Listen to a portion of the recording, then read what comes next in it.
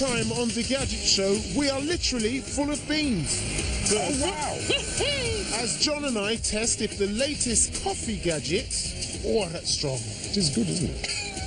can outbrew Britain's best barista. I think that one's actually nice there. Wow. UA is in LA, revealing how a combination of great tech and good food can help keep you trim. Be warned, this is not going to be pretty. Otis learns why Stockholm is the new Silicon Valley. I like it. A fact so amazing, he seems to be lost for words. Yeah. And I'm in Sweden too. Brilliant. Giving the latest 360-degree cameras an incredibly thorough road test. But first, it's the part of the show where us presenters go head-to-head to see whose gadget instincts are best, as we try to remedy your tech-based dilemmas. Yep, it's Gadget Help. This is Richard from Leamington Spa, and he wants some tech to make his cycling safer. Richard, nice to meet you. And yeah, right. Very blue. Nice to meet you. Welcome to Gadget Help HQ. What can we do for you? I've come in today basically because I commute to work on a daily basis, but I want basically to get to work safer and quicker without spending an absolute fortune. No, it's an interesting brief though, because if you do ride in the city, it's not long until you realise actually it's really scary and it's quite dangerous. Yeah. So comfort and safety. Yeah, definitely. I set my budget personally probably a little bit higher than most people might do, but I went about £500. I think that's a good budget to do something useful This is with. a good one, this. OK, a nice clear brief from Richard there. I'll go first with a surefire hit. This is the world's first smart bike helmet. Richard, you might have noticed that you have a little addition to your handlebars. Indicators which go with this new Lumos helmet. The Lumos, which is a result of a successful Kickstarter campaign, gives you indicators just like a car. It connects wirelessly to the buttons, which control the flashing LEDs. This means Richard can let other road users know where he's going without having to take his hands off the bars. So how does it feel? Is it heavy, light? No, to be fair, it's not bad at all. I'm quite particular with helmets, if I'm honest. Ease of use is absolutely spot on. The Lumos is water resistant too, so it should keep working even if his commute is as rainy as this. Spot on, so again, yeah, just as comfortable as my helmet that's a little bit lighter. Now this comes in at just over £100, £105 isn't bad. And the fact that it's all on your head, Much better. I think it's a winner. Definitely. And the price point was pretty good for the tech that's inside the helmet. It's something I'd probably consider buying, definitely.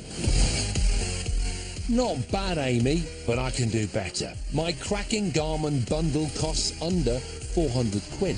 The Garmin Varia radar detects vehicles approaching from behind, and the Edge 520 then displays how close they are, turning red when they're very close. This means Richard won't have to turn around to see approaching traffic. That's important because apparently 40% of cycle-related accidents on the road involve traffic from behind. It's quite clever, that, actually. It's dead easy. It's just the sides go green and then they go red when it's closed. Oh, that's cool, man. The only criticism to that is the screen display. Brilliant, but when the car does approach, it's quite hard to actually make out where the car is. But it's not just about the radar. And it's got all the cool stuff like alerts you to your social media, automatic uploads via the data on your mobile phone and Bluetooth. Cycling's becoming so big now, everyone likes to see their stats, get home, upload them. They do. Improve on them week on week. That's it, and it helps you get better, doesn't it? This does it automatically, which is really nice. Right, enough titchy screens. It's my turn. The Cyclic Fly 12 and Fly 6 are front and rear bike lights, which also have built-in cameras, so Richard can continuously film the road conditions ahead and behind while still being visible. The Cyclic 6 records in 720p. It's the perfect way to remain safe and have a permanent record of your ride to keep, share, or produce as evidence in the event of a traffic incident. They both record onto SD cards in HD, but the Fly 12 has a bonus feature in the form of an app. there's actually a one-touch function on the app that allows you to upload what you've recently recorded to share with your friends. I had difficulties before with uploading stuff, and it's so frustrating. But that, you know, straight off the bike, bang. Okay, so those are all the little clips that you've recorded there. All you then have to do is select one that you want to play, press play, and at under £350 for both, I reckon these are a no-brainer. But it's time for Richard to choose. He's seen each of our safe cycle selections, but which one rings his bell? So Richard, great being with you today. A little bit wet and soggy, wasn't it, outside? But what do you reckon about the tech that we showed you? That's a tough one, actually. I use a Garmin already, but the only tech I don't use is the one on the rear. But only criticism to that one, though, is the fact that the display screen wasn't very visible. The helmet was pretty decent, safe, still lightweight, does everything it needs to do.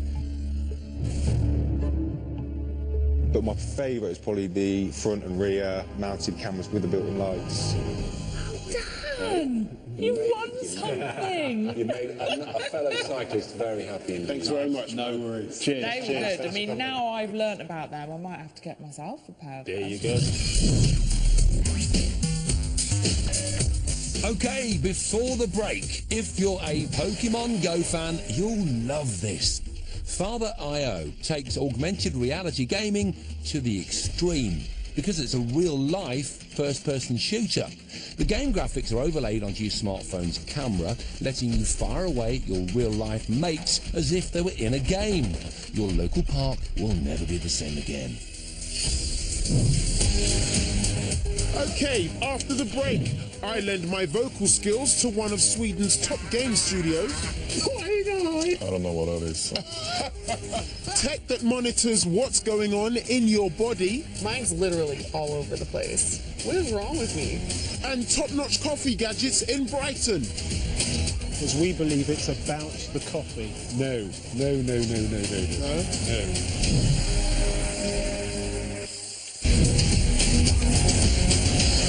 Welcome back to the Gadget Show. Next, Otis is in Sweden, finding out why it's fast becoming the tech capital of the world. Welcome to Stockholm, and no, I'm not here to talk about flat pack furniture or ABBA.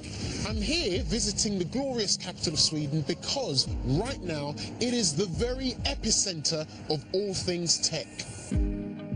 This tiny city is rivaling the might of Silicon Valley when it comes to producing billion-dollar tech startups. So, while the Californians have given us Google, Apple and eBay, Stockholm is giving us Skype, Spotify and Minecraft. And those big boys are just the tip of the iceberg. So I'm visiting this city's most exciting tech companies to find out what they're up to and what makes this place so special. And I will begin here. Remember when you couldn't put your phone down because you were addicted to Candy Crush? Well, King Digital were to blame. At one point, 1 billion games were played a day. Thomas is Chief Technology Officer. You're part of a growing success story coming out of Stockholm. What is it about Stockholm that seems to nurture that so well? 15, 16 years ago, the government decided to basically make sure that every household had a computer.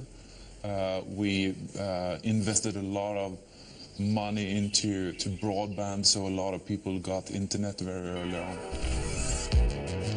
This government initiative meant nearly half the Swedish population had a PC as early as 1999. It was praised by Microsoft bigwig Bill Gates and later copied by other countries, including the UK. But there are other factors too, as I heard from Pim, the CEO of another Stockholm big hitter, Avalanche, who created the massive Just Cause and Mad Max titles. What was it that started the technology or gaming boom here in Sweden? I would say there are several factors. One being that we have long, cold winters and they're very dark. So as a kid growing up, you can either play ice hockey in the winter or you can play games. there weren't that many games out there, so they started making their own games. Natural success is because Sweden is such a small country, so making games for just your home market won't make much sense because you can't really live on that. So mentally, we're prepared to cater for different cultures. Right now, Avalanche are developing a new hunting game, while King Digital have released Default, a platform that lets you develop your own games. It's free to use and reflects another Swedish trait, that everything should be shared fairly, right down to the responsibility of making great games. When we develop a game, we try to put together a real small team, and we try to give them as much ownership as possible so that they feel ownership, and that will hopefully bring the passion, and that will give awesome games. It's clearly successful because nearly 20% of Sweden's workforce are employed in tech. And they're not just game designers. Thomas even found a job for my specific set of skills. He introduced me to Sebastian. Alright, I would like you to try to just improvise and see if it sucks or not. Sebastian is King's in-house sound effect guru and composer. I'm just gonna roll through the recording reel and have the video on loop. He wanted me to voice a character for a new game. Oh, yes.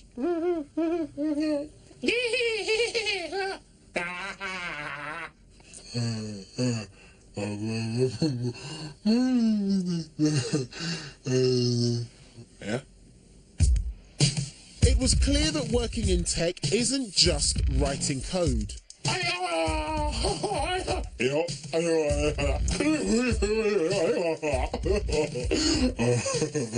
Sounds terrible. Come on! BAFTA! Let's have a listen. I don't know what that is. After a little editing, my masterpiece was going to be used in a new level of Candy Crush, so keep your ear out for me the next time you play. Hey, I like it! Immortalized digitally. And back at Avalanche, I had another job to do. They're using a new type of motion capture suit to create realistic movement for their Just Cause game characters.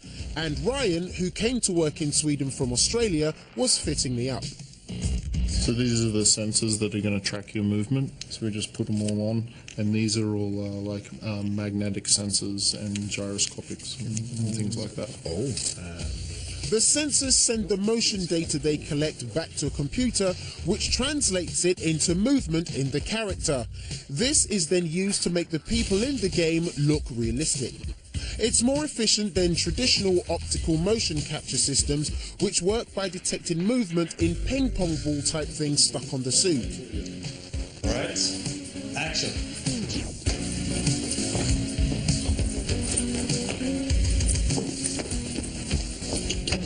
Awesome. You want to see how it looked? Yes, please. While I may not have shown it off perfectly, it was clear that tech that used to be the preserve of Hollywood studios is now giving even small Swedish companies the ability to create world-class games. So, with my work experience over, I wanted to see what Pim and Thomas's thoughts were about the future.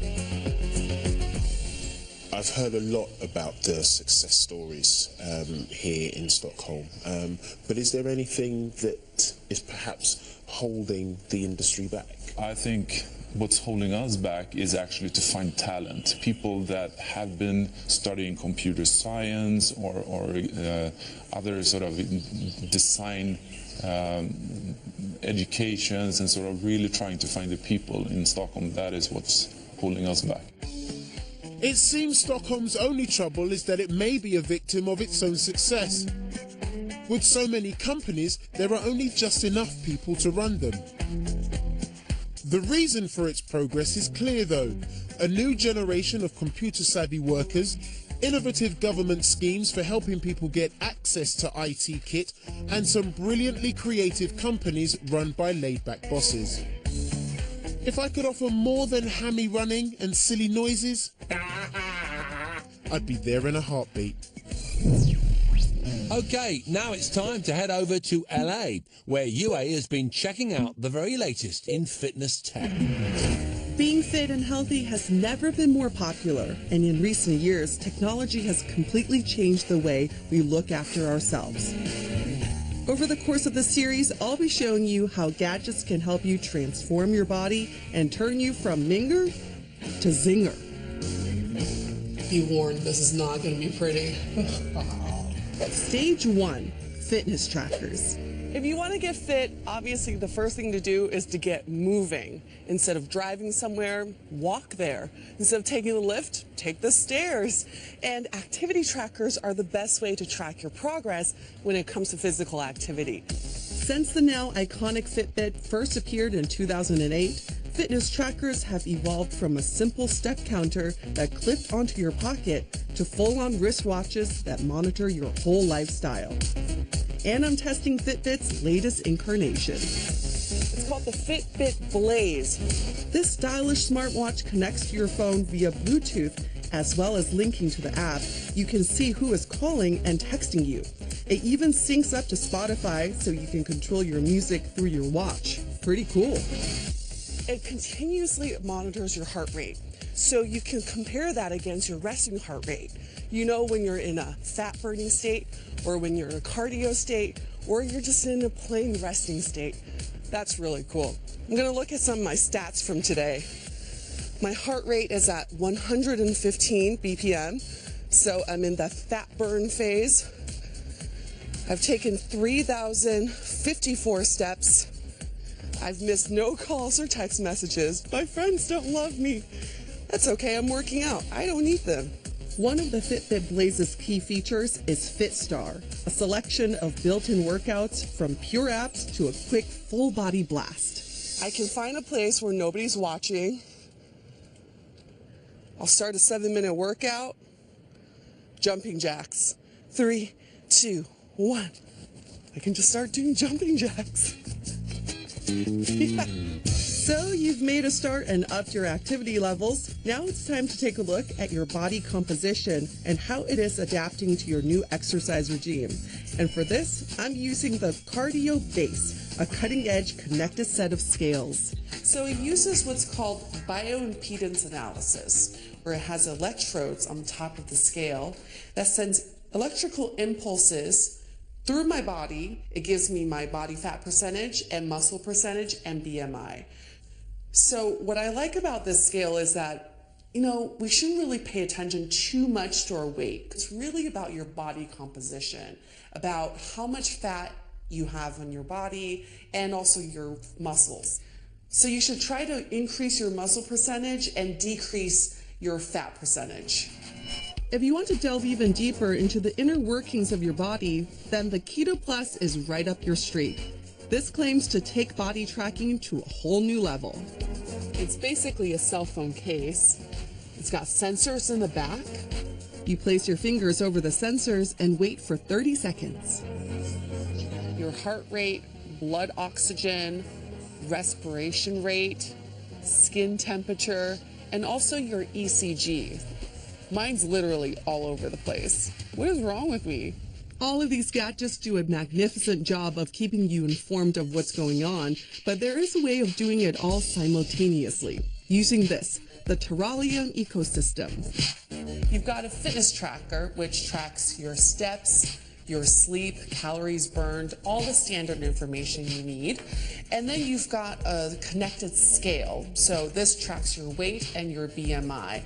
And it comes with this handy dandy removable reader that you can put at any level, and it's connected to the scale through Bluetooth. So that's nice. But my favorite part of this whole ecosystem is this kitchen scale. All 3 components feed into one wellness coach app. Anything you put on the scale, and it shows you the calories, the nutrients of everything you're putting in there. So whatever you're making, you know exactly what you're putting into your body. I'm going to try it out on a smoothie. Only I am drinking this smoothie. This is how I make sure I mark my territory. The app connects to a database of 40,000 food entries. Ooh, bananas are high in calories.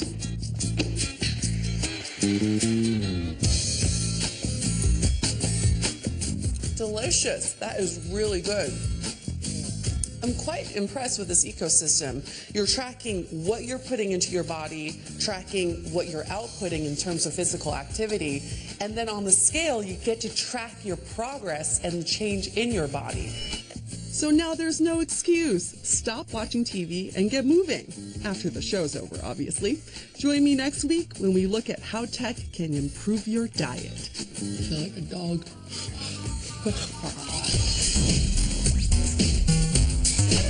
Before the break, want to see the latest ridiculous way to take a selfie? Well, here you go. This is the $400 Roam E, a camera drone with facial recognition. Once it's memorized your face, it'll follow you around and snap you breakdancing with your mates. Or more realistically, getting a sausage roll from Grace. If you want to find out more about all of the tech featured in the show, or if you need some gadget help, log on to our wonderful website at channel5.com/gadget show, and you'll find all the info you need. Okay, still to come, 360-degree cameras in rallycross cars. Lovely jumps. Need some of those on the Birmingham Ring Road to liven things up. And then John joins Otis for a coffee, as they use tech to try and beat the UK's best barista. Gosh, it's a signature trick in itself. It's the small things. Welcome back to the Gadget Show and to the first part of our Versus Challenge.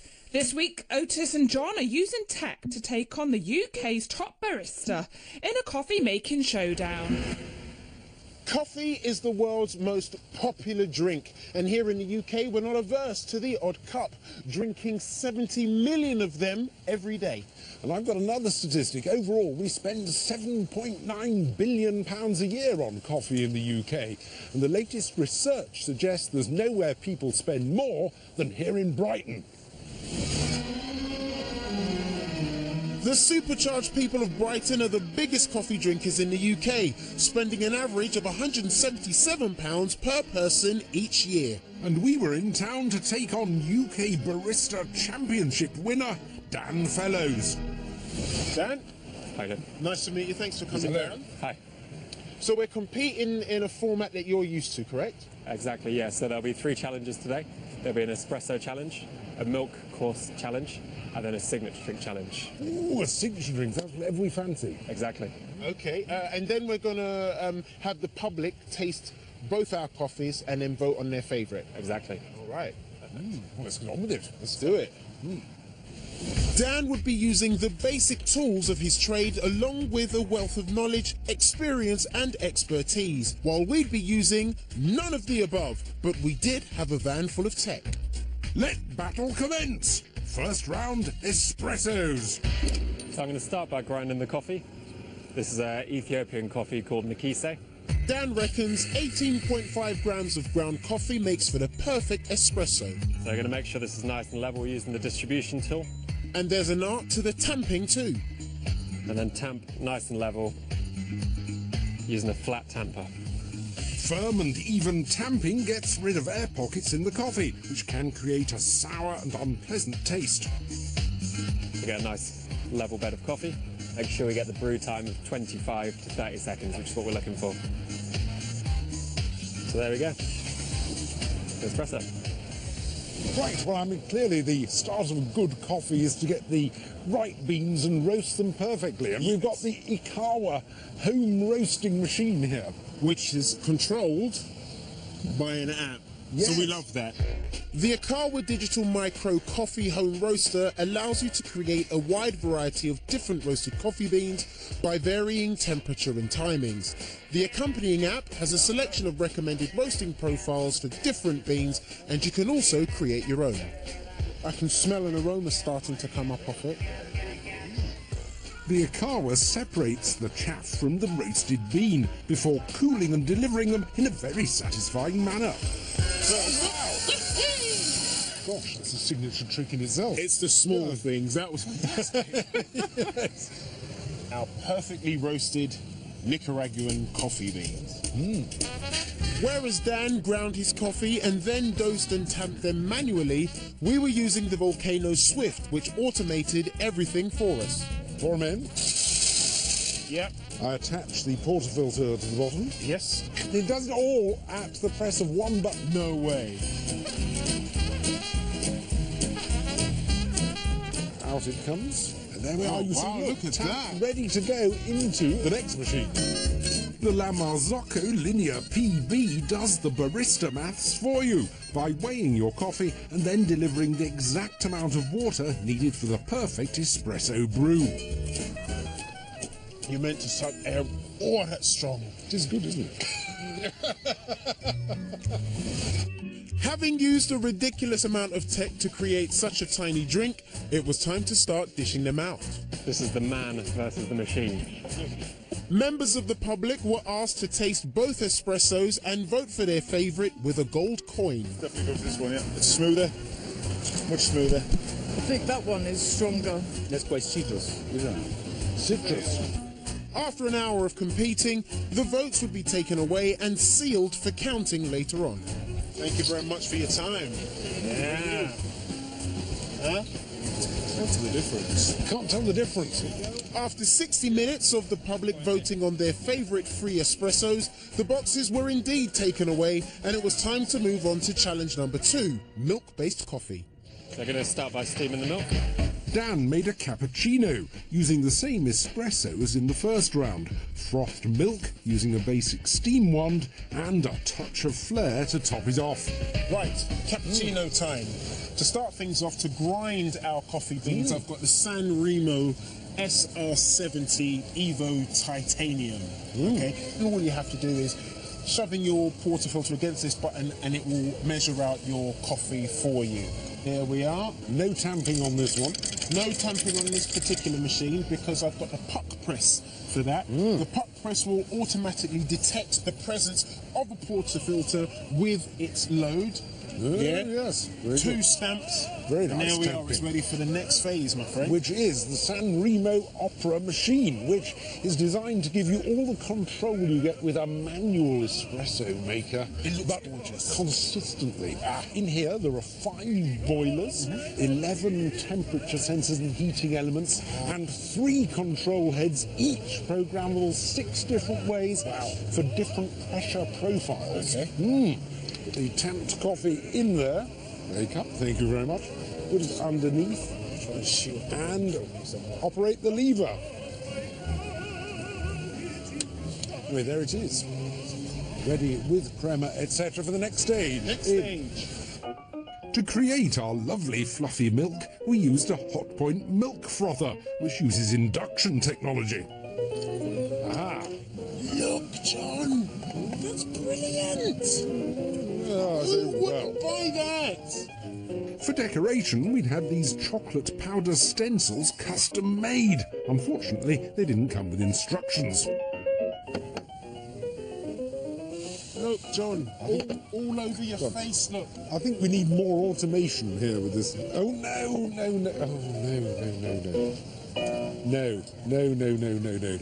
No. Despite John's misgivings about the presentation of our cappuccinos, it was time to start handing them out. Hey guys, would you like a really delicious coffee to try before you have a horrible one? Sure thing. I think that one's actually nicer. Wow! I prefer this. That's I prefer this one. 3-1. Oh, this is a million times better. Million times. Are we divided here? Thank you! The Brightonians seemed equally split on the 2 cappuccinos, despite our best efforts to win them over. You didn't see any of the arty-farty business because we believe it's about the coffee. I like chocolate sprinkles. But our chocolate sprinkles skip. Lovely. That is stunning. Watching all of this fiddly-dee bit. I'll put a heart on it. People are like, oh, well, I'm drinking a work of art, something someone has spent There you time go. over. I'm sorry about that. It's just the taste, okay? Just the taste. It's the experience. Not the presentation. It's a bit bitter, that one. Oh, You burnt your beans, mate. A little bit bitter. Oh. That one's my favourite. Oh, thank you so much for your time. Oh, that hurt. I really did hurt. That flied. That did hurt. And with that, the second round was over and the votes were taken away for counting. Join us later for our third and final challenge and to see whether tech really can win the day. Next up, we're heading back to Sweden, where earlier this year, John tested a gadget which has exploded in popularity, 360-degree cameras.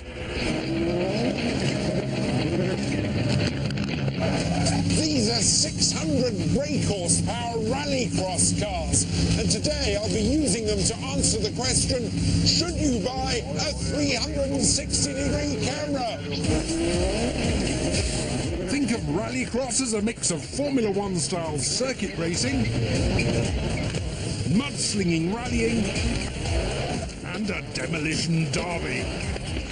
With action everywhere, it's the perfect place to check out the latest sensation in the camera market. 360-degree cameras record wraparound videos, which are designed to be shared on Facebook or YouTube or viewed in virtual reality headsets.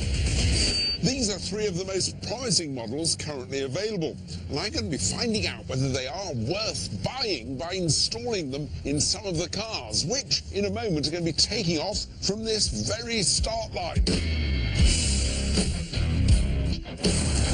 The G-forces and difficult lighting in the cars would be a great test of these supposedly tough 360 cameras. And because I don't do things by halves, I'd be fitting them to three of the fastest cars on the grid. Right, this is the Peugeot of rallying legend Sebastian Loeb, and I'll be recording his race using this LG 360 camera. It's the cheapest model here. It uses two lenses and it records in so-called 2K resolution. My next stop was the busy pit of Team Hoonigan. This is the Ford of world-famous stunt and rally driver Ken Block. I'm giving him this Ricoh Theta S. It's also got two lenses, but it only shoots in HD and only has 8 gigabytes of internal memory, with no option for memory cards. I'm slightly worried that's going to be full before the race finishes.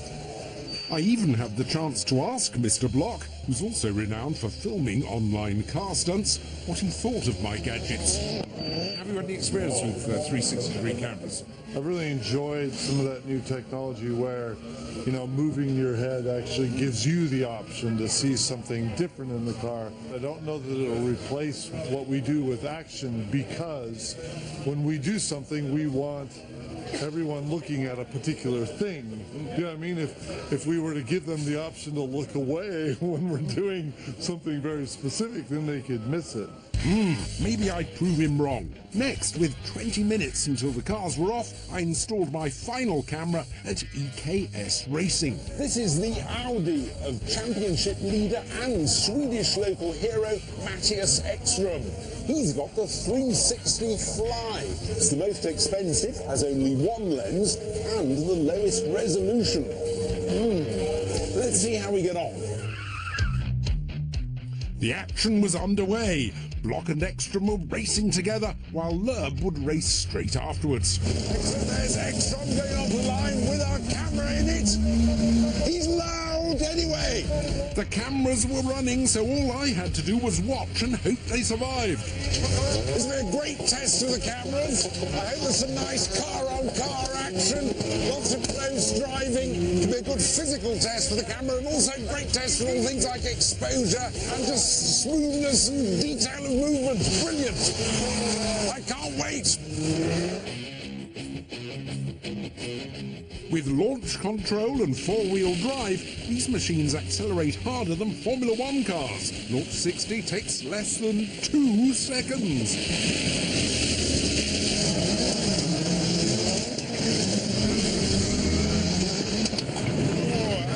motorsport, you hope they survive the first bend. And they do. My cameras were tested to the extreme, taking on jumps. Lovely jumps. You need some of those on the Birmingham Ring Road to liven things up. And the buzzing vibration from engines hitting 8,000 RPM.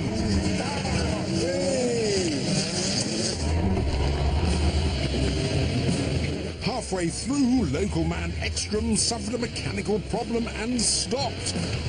But Block kept going and finished third.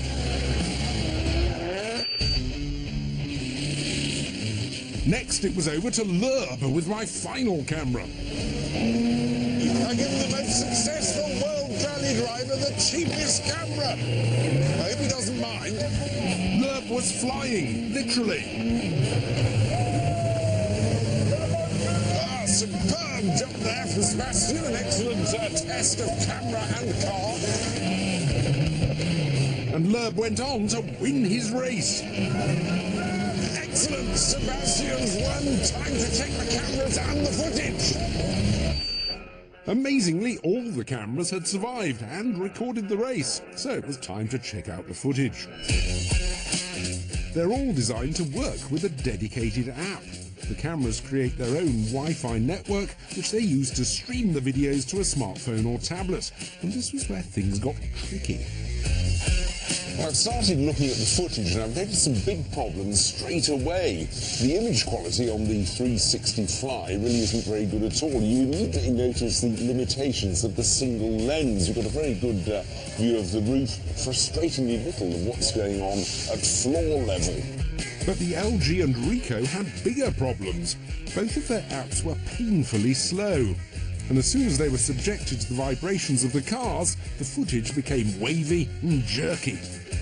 While the car was sort of trundling up to the start line, it looked great. As soon as it set on into the race, though, it all fell apart.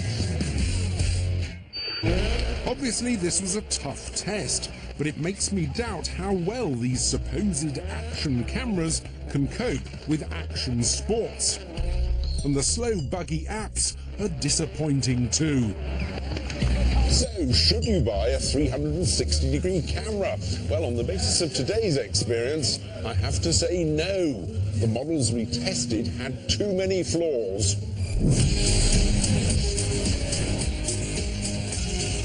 Right, now it's time to give away some tech, and this is the biggest prize fund ever in the history of the Gadget Show. Shall I tell him? Go on. Yeah, it's worth a whopping £48,600. Are you with us? Yeah? All right, let's do this thing.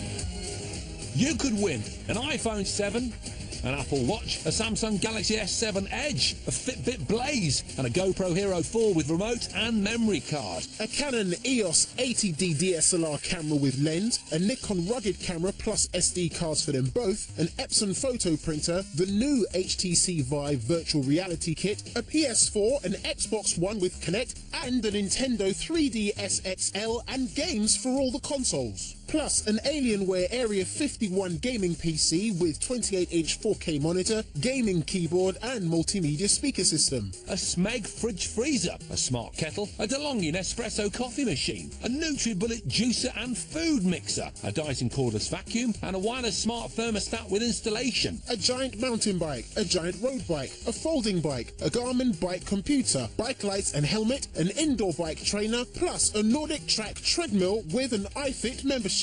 A Sonos surround sound system with soundbar speakers and a sub, a Roberts DAB radio with Spotify Connect and a 12-month Spotify premium subscription, a set of mini-rig Bluetooth speakers, a pair of Bose noise-cancelling headphones and a pair of Sennheiser wireless headphones. A Microsoft Surface Book, an Apple MacBook Air, an Apple iPad Pro, an Apple Pencil and keyboard, and 250 quid's worth of iTunes vouchers. A top-of-the-range toolkit, a rugged DAB radio, a barbecue with Essential Barbecue Toolkit, kit and a Husqvarna lawnmower. Panasonic 50 and 40-inch 4K smart TVs with a wireless keyboard and a Dolby Atmos surround sound system, Freeview Play and Now TV boxes, an Amazon Fire TV with 4K Ultra HD and a gift code for Amazon Prime membership, an Epson home cinema projector, a 3D printer and 1 month self-storage to put all your prizes in. Finally, as an extra special sweetener, we're giving away a brand new car. Yeah, that's right, a brand new Smart 4 2 crammed full of tech, including ease in-car Wi-Fi, could be yours too. It's an immense prize fund stuffed to the rafters with gadgety goodness, all worth a staggering £48,600. To be in with a chance of winning, all you have to do is text Gadget to 85555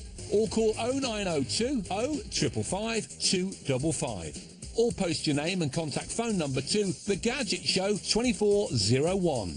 P.O. Box 7557, Derby, DE10NP. Texts cost £2 plus one message at standard network rate. Calls cost £2 plus your network access charge. Lines close at midday on the date shown on screen and 3 working days later for postal entries. For rules, go to channel5.com/win and we'll repeat this information again at the end of the show. Time for the final break of the show now, but don't go anywhere. Oh, I see.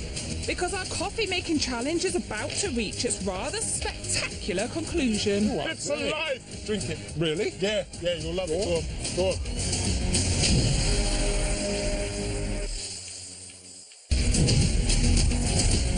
Welcome back to The Gadget Show. And now it's time for the second serving of our Versus Barista Challenge.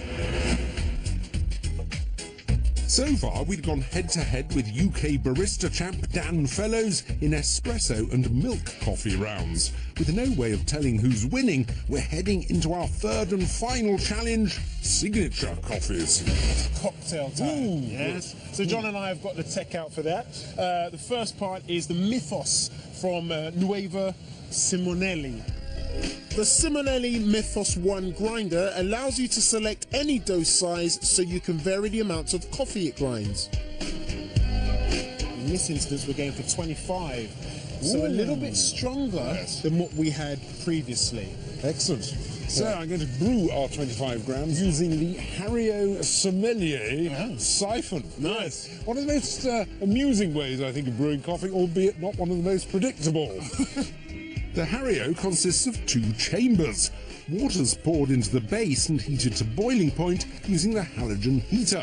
The coffee grounds are then placed in the upper chamber, creating a seal and allowing steam to build up in the base, which pushes the water up into the coffee grounds to brew. And how long are we heating for? Well, this halogen light will heat that up. As soon as you see that starting to bubble, then we want to seal it in. The siphon was taking forever to warm up. In the meantime, Dan was prepping what he assured us was a basic tool of his trade. It seemed as if even he couldn't resist the lure of a good bit of tech.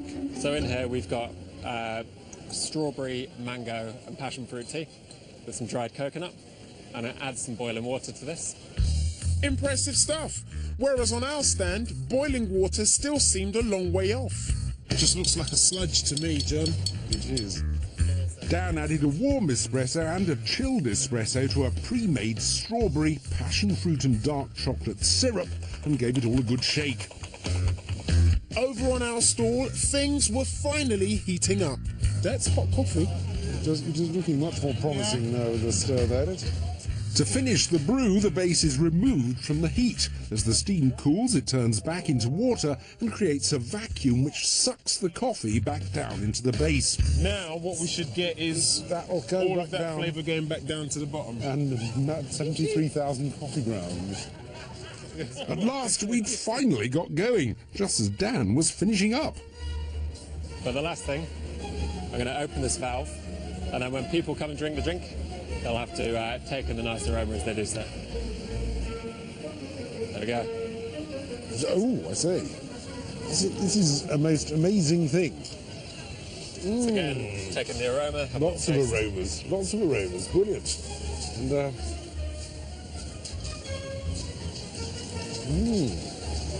oh yeah. Cheers. That's really good. Oh, Yes. it's all right. Average. Yeah. Well, who's going to drink that? Okay, so Perfectly polished. yeah, his cocktail's really good, really good. And I think ours is good, Yes. but I'm going to up the stakes. Oh, yes. Yeah. It's a good bet. By Yes. lacing our cocktail with some good stuff. Indeed. For our cocktail, we added 1 shot of our siphon brew, 1 shot of caramel syrup, 1 shot of Kahlua, and some vodka. I'll put 2 of those. So, you said it. Okay. 2 of these. A little bit vodka. Without casting aspersions on the good people of Brighton, we felt that an industrial amount of alcohol could only improve our chances. It's going everywhere. It's going everywhere. Really? Yep, it's going everywhere. While that settles, Yes. okay, we're going to chill our glasses using this, the Jet Chill. Okay? The jet chill converts liquid CO2 into dry ice powder. The dry ice sits separately in a section of your glass, cooling your drink while creating a truly theatrical effect. Yeah? Yeah, very nice. Yeah? Yeah? Yes. Oh, I it's say. alive! Drink it. Really? Yeah, you'll love it. Go on, go on. It's quite tasty. It goes up the nose a bit, actually. Oh, if it's going up your nose, John, suck it. There you go. Yeah. John clearly liked our signature drink, but unfortunately, he didn't get a vote, so it was over to the public again. Good. Thanks. Cool. Interesting. The signature drinks were bringing in a crowd, It's very nice. and the Jet Chill Siphon cocktail seemed to be creating quite a stir. Is it a smile? Oh, this is definitely a smile. This is good. Yes! Yes! Yes! But it was by no means a one-sided contest. Getting my vote. Oh, thank you very much. This one's much Yeah? He's all blowing away. It's all right. And so, having given the people of Brighton a massive coffee buzz, our stalls were closed for business and it was time to count the votes. Dan, thanks so much for being involved and being a really good sport. Thanks for having me. How do you think it's gone? Really well. It's been a great day. You guys have had some crazy good drinks. It's been a really good general public along, good feedback. Sun's out. What more could you want? The results are in, Okay. so we're going to see who has won this I've had challenge. the results, and we're going in reverse order, starting with the signature drink. And it's Dan 3, who scored 11. Yes! Although I think maybe our alcoholic inclusion may have helped. Might have had a bit of an influence. People like yes. alcohol. Who knew? Indeed. So, moving on to the milk round, or the cappuccino round, and Dan scored 16, and we scored 11. Okay. So it's all on the is, isn't it? espresso. Yeah. Gadget 11, Dan 15. Oh, Well played. It's tight. well done. Well done, man. It's well done. Cheers. It's great. So we came to ask the question, can tech beat a professional? Sadly, the answer is no. Well, not unless you had a shed load of booze anyway. Okay, next time on the Gadget Show, find out how to avoid getting hacked. Are you looking at me? Who are you? Find out who is printing 3D human flesh. Like a little baby here. Yeah. And find out what happened when Jason went for a ride on his bicycle. Ooh, bet that'll leave a mark in the morning. And if you want to watch the show again or catch up on any others, then head to our on-demand service, My5.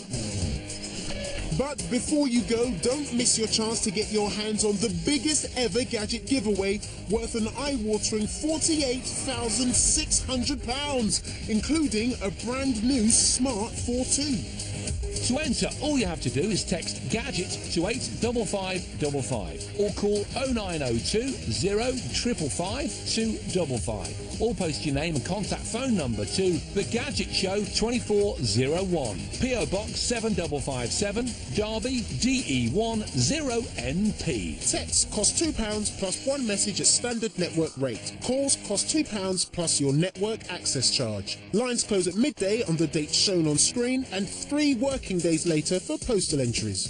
For rules, go to channel5.com/win. Laters and good luck. Oh, I really wish I could enter.